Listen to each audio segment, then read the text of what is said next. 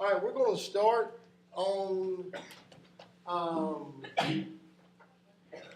PowerPoint, physical versus chemical properties.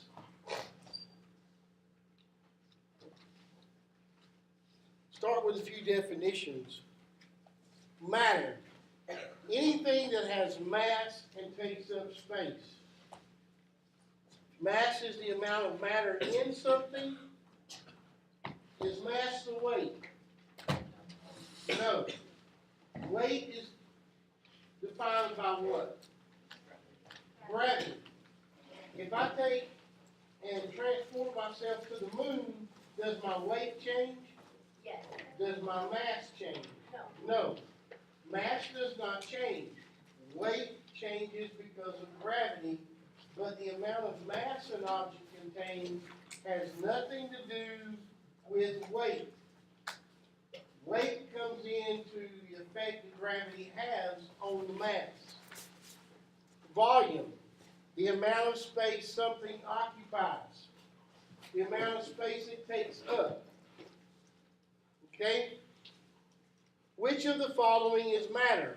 Is a car matter? Yes. A box? Yes. You? Yes. You are matter. Okay? You have matter in you. Everything has what? Matter. Okay? Even right down to the single atom of a piece of gold has matter. It has interior, it has a nucleus, it has a neutron, and it has a proton inside of it. Okay? It contains matter.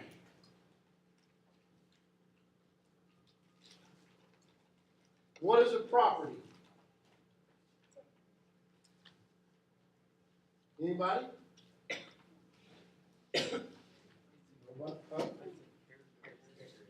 Characteristic of something, okay? You know, a property of our, school colors are like blue and white. Blue is a property. Hair color is a property, it's a characteristic, a physical characteristic. A property is a characteristic of a substance that can be observed. We can see it. Okay? Melting point, boiling point, density, solubility, and specific heat are all properties. You need to know all of these for your test. All of these words are important. What they are, what they do, and whether or not they're physical or they are chemical properties. A lot of this is going back to 5th grade. Okay? Physical property is a property that can be observed without changing the identity of the substance. It doesn't change the identity. It doesn't change what it is. You can make all the changes to you that you want, but you are still what? A human. Change the hair color, all those things. But it doesn't change that. Examples as well. Luster is the shine. Malleability, one of our vocabulary words. The ability to be hammered into a thin sheet. What are some substances that would be malleable? Aluminum, tin, gold, copper. Okay? All of those are very malleable. They can be hammered into something. Ductility, the ability to be stretched into a wire. Some of those very same materials that are malleable are also ductile. Any of you ever watch that show, How It's Made? Okay? I love it too. It's got, I saw where they make nails. Okay? And they would bring in huge steel rods, like 20 feet long, and they'd be like 4 inches in diameter. And they would run these rods through a series of rollers and compress them down and stretch them out like licorice. Down and down and down until they got the size of the nail that they wanted, and then it would cut them off. But they would go through these rollers and it would compress and stretch. Compress and stretch. Okay, from this huge steel rod that started out making these nails. Special physical properties. Melting point. The temperature at which a substance changes from a solid to a liquid at a given pressure. So that's when it begins to melt. Most substances have a different melting point, depending upon the substance. Obviously, steel has a different melting point than ice, right? But aluminum has its own melting point. Copper has its own. Gold has its own. They all have different melting points. And in order to melt something, we've got to get a molecular change going on. Okay, the bonds have to be broken to change it from a solid to a liquid. For water, that's 0 degrees Celsius. Boiling point, the temperature at which a substance changes from a liquid to a gas at a given pressure. Why do we think that both of these definitions contain the segment that says at a given pressure?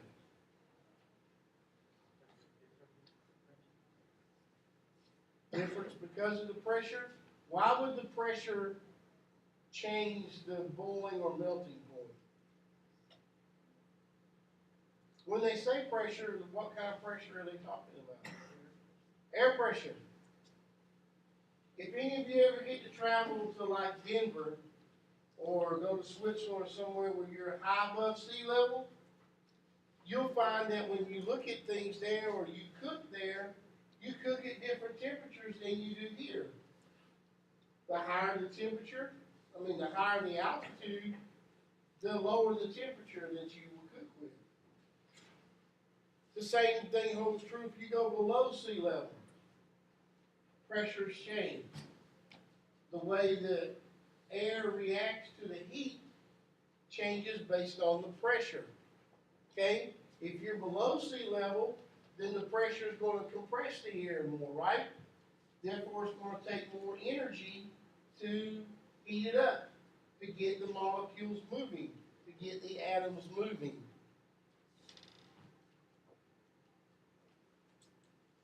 Chemical properties. Chemical property is a property that can only be observed by changing the identity of the substance. That's a chemical property. Only when the substance is changed, okay, changing the identity, changing it from one to another. Examples here are flammability, ability to rust, and the way it reacts with vinegar. Vinegar is an acid. What do acids do? Break stuff down, eat at it. Okay? Flammability. Some things are more flammable than others. Which is more flammable, gasoline or diesel fuel? Gasoline. Diesel fuel is still more oil-based. Diesel engines don't use a spark like a car does. They've got two different types of combustion taking place.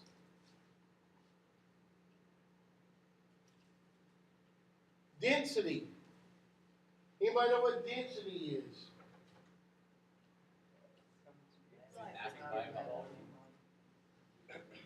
Well, density is mass divided by volume.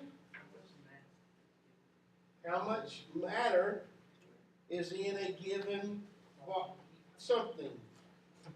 Okay? Density is the amount of mass per unit volume. Or is everything the same density? No. No. Different, right? Lead is obviously different than steel, than cork. Different woods have different densities. You've got hardwoods and softwoods. Okay? If I've got a cube that's 1 inch by 1 inch by 1 inch of lead and one of cork, which one is going to be more dense? The lead. Okay? Then it's more dense than the cork. The cork's got more air between the molecules that make it up. Density can be used to identify a substance. Everything has its own unique density. And therefore, we can find the density of an object and not know what it is. Go to a table. There's a book when you get to college that's about this thick. And it will have the densities for everything you could ever imagine. It'll have the flammability, the melting point, the freezing point, the point it turns into a gas. And you'll do chemistry labs that drive you nuts searching to find what a substance is. Okay? And all these different melting points and so on. The density of water is 1 gram per milliliter. That's something that you need to remember. 1 gram per milliliter. Okay? 1 seems pretty easy to remember, right? Density calculations. The calculations are done with a mathematical formula. Density equals mass divided by volume. Now, rule of thumb is if I'm dealing with variables, how many of those variables do I have to know to find out the third one? 2. If I know any 2, I can define the third one simply by doing what? If I'm looking for the mass, and I know the density and the volume, what do I have to do? Mathematically.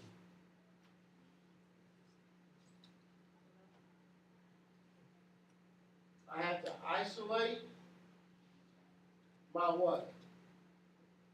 My variable. Okay? So at that point, I'm trying to find M. Well, I got to get M by itself to find it. Okay?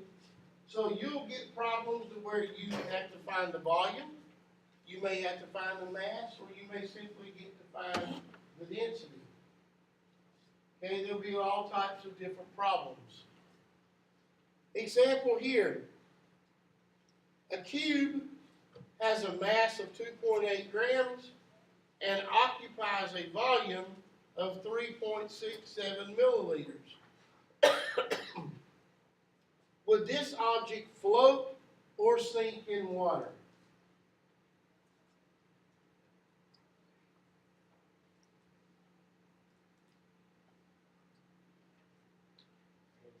Float. Why? How do you know that without doing the math? The mass is greater than the volume. Is it? Less than. Okay? So if I'm setting this up as a fraction, I know that 2.8 over top 3.67. Is that less than, greater than, or equal to 1? Less than. So if it's less than 1, it's less dense than water, and therefore it will float. It comes up to 0.76 grams per milliliter, which is less than 1. The object would float. Example another. A liquid has a mass of 25.6 grams and a volume of 31.6 milliliters. Use the table below to identify the substance. What is the substance?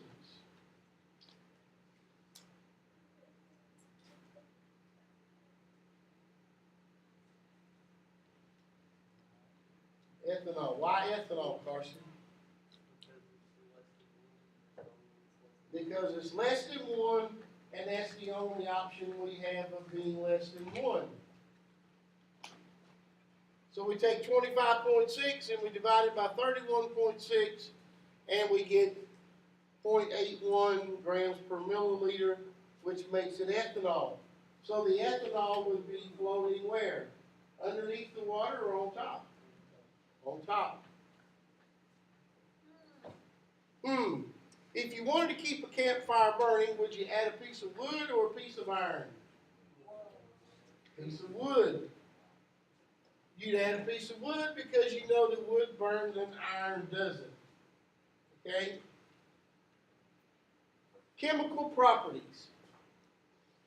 Chemical property is a characteristic of a substance that can be observed only when the identity of the substance is changed. So now when we look at a chemical property, we're changing the identity of what it is. This wood on the left now turns into what on the right?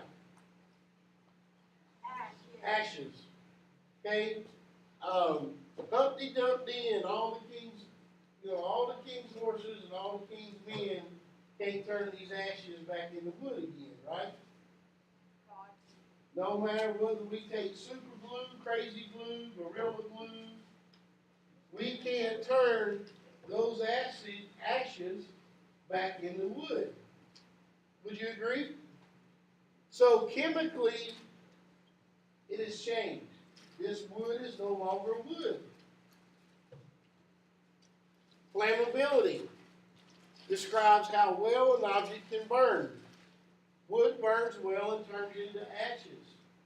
Certain woods burn better than others, right, Jadelle? Do people want you to bring them a lot of pine? Sometimes, but not much, right? They'd rather have oak and hickory because it burns better, gives off more heat, it lasts longer. Okay, they're hardwoods. Which burns better, gas or diesel? Gas. It's more flammable. Okay? Everything has different reactors. Different things take place. Rusting. The ability to form rust. Iron rust when left outdoors in wet weather. Rusted bicycles. Why do things rust? Water gets on metal. Why does that make rust?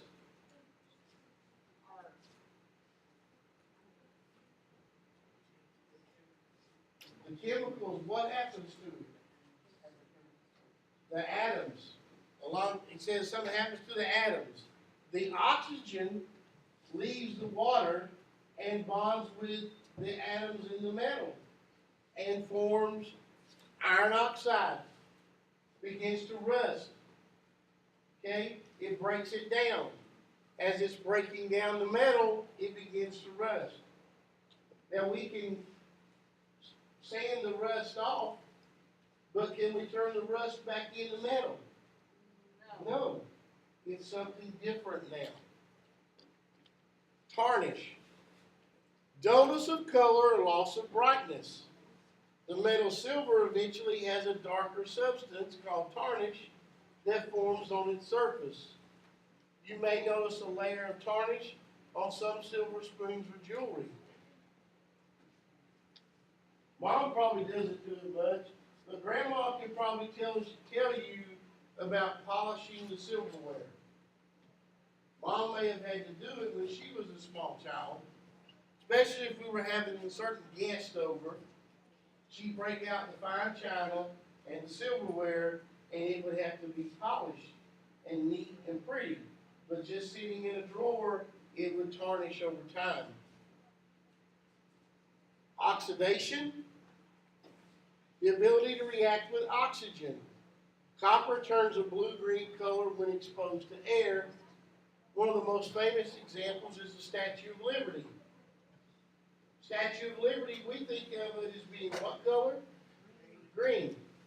But in reality, it's copper. And copper is a different color. okay, but we can't keep it polished. How many of you have found an old penny out in the yard that looks like the ones on the right? It almost looks like it's got a fungus or bacteria growing mold like bread. But it's not.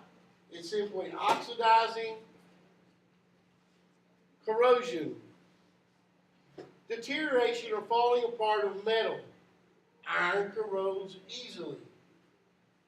It weakens it. Okay? What else corrodes that you've heard of? Batteries corrode the terminals. One thing you'll learn is that if your car's been doing fine, and all of a sudden it won't start like there's no electricity, you open up the hood, you may have to clean the battery cables to get the corrosion off. The corrosion stops the electricity from transferring from the battery to the car. A lot of times you can take a Coca-Cola and pour on there, and the acid in the Coke will eat away the corrosion. Another interesting experiment you can do, take a Coke, pour it in a glass jar, put a nail inside there and leave it for a while. You know what happens? It dissolves the nail. Coca-Cola is corrosive. It's acid. It will literally break the nail down and dissolve it. So can you imagine what it does to your stomach? That's what our stomach has inside. Okay? All right. We're going to stop right there.